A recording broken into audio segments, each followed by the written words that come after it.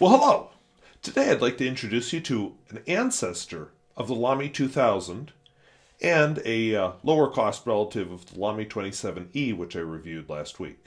So let's dive into it.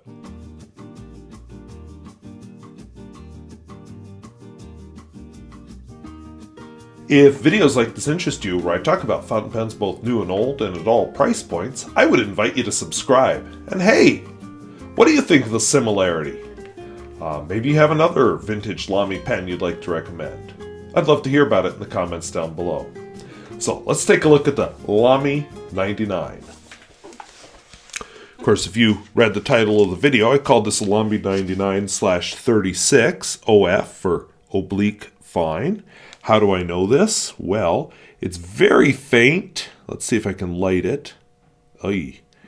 I honestly wasn't sure if this would work out. Here we go.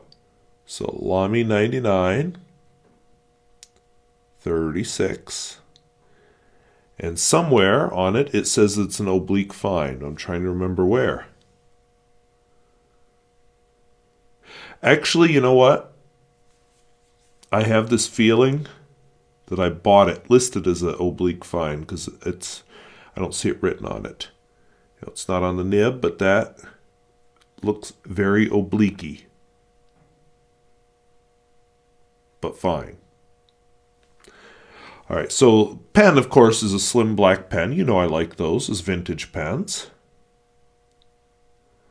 Piston filler. There's the piston turning knob. Kind of squared off ends, which I'll just tell you the model itself was actually introduced in 1954, discontinued in the late 1960s. The 99/36 identifies it as second generation. And of course the plastic screw cap. There was also 99CE with a slip-on metal cap, and a 99E, which is an older model that had a screw-on plastic cap, neither of which I have. Looking familiar if you own a Lamy 2000? I'll get into that later on in the video. The pen has a one-piece non-sprung clip. Has the L on the finial, which I actually like a lot. And the nib is probably steel, and fun fact, apparently will fit on the Lamy 2000, along with several other parts. There is an ink window here. This is full enough of ink you probably can barely make it out. But it's a segmented ink window, and they're all oval segments. So let's see how this thing writes. Okay, the ink in this critter is diamine, ancient copper. No, it's not. Sorry. Diamine autumn oak, which is a very nice shading ink. I like it. It's really grown on me since I got a sample, and I ended up buying a whole bottle. Let's see. As far as flex, I would say that the tines were spreading a bit there. Not intentionally. So it's not a nail. But this is hardly a flex nib. Wetness and flow.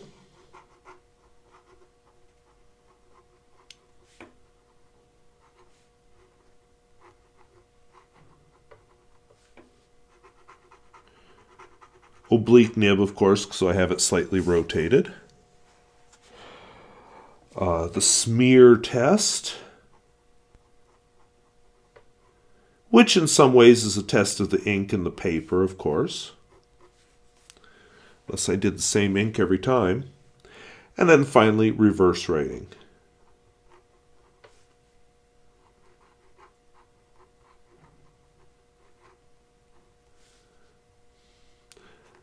Oh, God. Yeah, that's horrific. So, I'm done.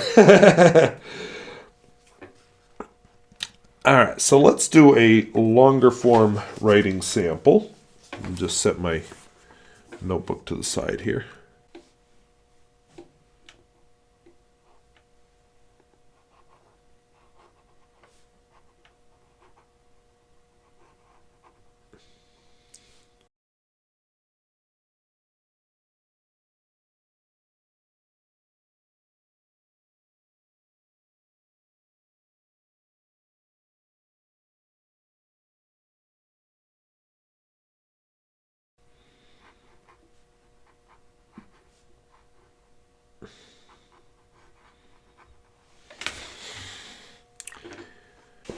I don't know if you could tell, but I really struggled to keep that pen on the pen rest there. Kind of a slippery bugger. But yes, this is an ancestor of the Lamy 2000. It was a cheaper model of the Lamy 27E, which I reviewed last week. And before I get into any of this background information, I just wanted to point out, and I'll do the Pierre Gustafson test and the pen clip, or the pocket test here in a minute. But before I get into that, I just want to point out that I've included my references down below in the video description. Please fact check me. That's why they're there. If I've said something wrong, correct me. So, let me just give you a couple, wrote down the notebook, a couple points about the Lamy 99/36. Basically, this has the same nib, feed, gasket as the Lamy 2000. So, I was a little curious about that. I have learned my lesson not to take the Lamy 2000 apart, so, there is that. Upcoming comments on the Lamy 2000. We won't do it in this video, but I may have a progress report on the naughty critter. You can't see it, but up here there is a hole, breather hole in the nib. If we look at the back side,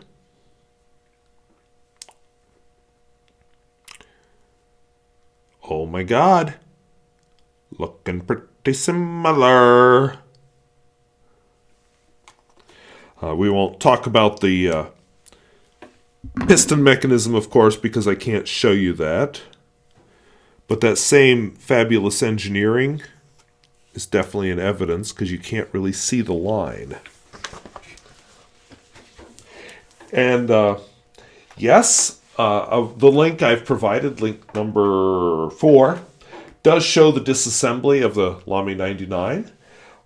It contains a tintomatic feed, which is very similar to what's in the Lamy 2000. And what that does is it allows the pen to survive changes in pressure, changes in temperature, and so on without going bloop. And I think I said that the piston parts are also interchangeable with the Lamy 2000. I like this pen. Now, not as smooth as the Lamy 2000. I have a fine nib in the Lamy 2000, and yes, there have been some issues with that lately because of my whole whoop, dropped it on the floor thing. But I think they're on the way to being solved. It's not as smooth as the 27, but that was a much broader nib. I'll just say this. How often do you see an oblique fine? It's the only one I've ever seen. So, really cool. In fact, some people will buy these to get that wider array of nibs for their Lamy 2000. Apparently there's some triple broads, all kinds of crazy stuff. It definitely, as an oblique fine, has a sweet spot, just like the Lamy 2000, kind of that stub thing going on. This is probably a steel nib, not a gold nib like the Lamy 2000. But very nice writer, and I think you could see there some very subtle line variation. I'm pleased as punch with this puppy. And I think you can see definite similarities to the Lamy 2000. Now, when I wrote my notes here that I keep looking down at the time I was thinking, ooh, am I ever going to get that Lamy 2000 fixed? This has the same nib that was giving me fits, and I'll get into that I'll get into that during this week's Pens in Use. I'll talk about my solution to it. But the moral of the story is, I love my Lamy 2000 if I can get it writing. But this is fun.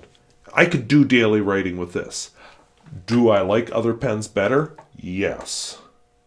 But this is a good pen, very high quality pen, and if you're into vintage pens and into collecting maybe a lesser known pen, generally you can find these at a fairly low cost. So I would encourage you to look at the Lamy 99. And it comes in several incarnations. This is a later one. So let's do the Pierre Gustafson test and the pocket test. Of course, the Pierre Gustafson test is continuous flow with lots of writing. He calls it off-roading.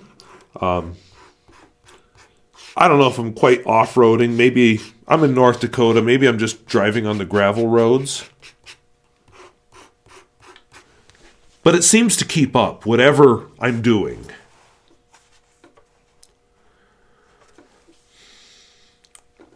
One thing some comments have made me think is I should photograph these pages, because really whoever sees these afterwards, I should photograph these pages and put them in my channel, my community page of my channel. And by the way,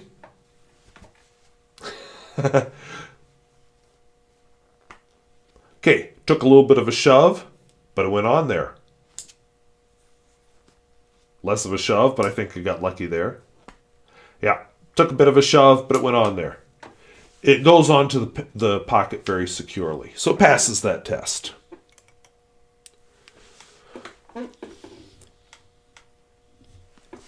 So what are my feelings on the pen? It is a low-cost vintage pen. This isn't one of the greats that everybody wants to collect. But it is a very good, solid pen. A little bit lower cost than 27, which I think is a superior pen. Definitely has the features of the Lamy 2000 that we all know and love. Good pen. Very happy to have it. And if you're looking for a lower cost vintage pen, or if you're looking for some variety in nibs that you can't get with the Lamy 2000, look no further. This is a good one. So I hope that was interesting. Hope it was useful.